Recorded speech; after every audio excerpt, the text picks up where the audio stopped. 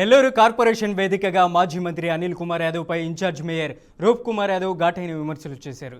అధికారంలో ఉన్నప్పుడు కోట్లు గడించి కష్టాల్లో ఉన్న క్యాడర్ను వదిలేసి ఇప్పుడు విదేశాల్లో వ్యాపారాలతో నెల్లూరులో చిల్లర రాజకీయాలు చేస్తున్నారని ఆయన ఆరోపించారు. టెక్నికల్ జాబ్ కోసం లంచం తీసుకోవడం, కౌన్సిల్ సమావేశాల ద్వారా ప్రజాధనాన్ని మింగడం వంటి అంశాలను ప్రస్తావిస్తూ అనిల్ కుమార్ యాదవ్ నెల్లూరు పౌరుషం గురించి మాట్లాడే అర్హత లేదని బహిరంగ సవాల్ విసిరారు.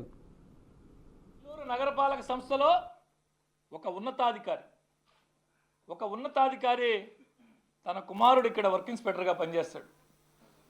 మీరందరూ వినాలి సార్, మీ ద్వారా ఇది ప్రజల్లోకి పోవాలా, వెరిఫై చేసుకోండి. ఇటువంటి చాలా ఉన్నాయి. ఒక ఉన్నతాధికారి కుమారుడు ఇక్కడ వర్క్ ఇన్స్పెక్టర్గా పనిచేస్తున్నాడు. అతను ఉన్నత విద్యను అభ్యసించున్నాడు, ఉన్నత విద్య చదువుకొని ఉన్నాడు. అయ్యా, నా కుమారుడికి టెక్నికల్ శాలరీ అంటే మామూలు వర్క్ ఇన్స్పెక్టర్కి టెక్నికల్ శాలరీ అంటే వారికి అనుభవం ఉండి అర్హత కలిగినటువంటి వారికి టెక్నికల్ శాలరీ కార్పొరేషన్ ఇస్తుంది. 1,00,000 రూపాయలు ఇస్తే తప్ప నేను పెట్టనని చెప్పి తిప్పుకొని అతను తిరిగి ఆఖరికి 65,000 రూపాయలు తీసుకొని సంతకం పెట్టాడు. అధికారంలో ఉన్నప్పుడు కోట్ల రూపాయలు ఆర్జించే నమ్మిన పార్టీని నమ్ముకున్న కార్యకర్తని గాలికి వదిలేసి, రాష్ట్రం వదిలేసి తను అక్రమంగా ఆర్జించిన డబ్బులతో విదేశాల్లో వ్యాపారం చేయడం కాదు. మగతనం ఉంటే రా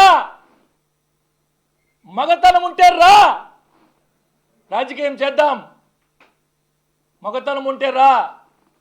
అక్రమంగా ఆర్జించిన డబ్బుతో విదేశాల్లో వ్యాపారాలు చేసుకుంటూ ఇతర రాష్ట్రాల్లో కాపురాలు చేస్తూ నర్సరావుపేటలో పోటీ చేసి అనేక మంది జీవితాలు నాశనం చేసి ఒక్కసారి పోయావా నర్సరావుపేటగా నడుతున్నా రా, రాజకీయం చేయి, మగతనంతో రాజకీయం చేయి.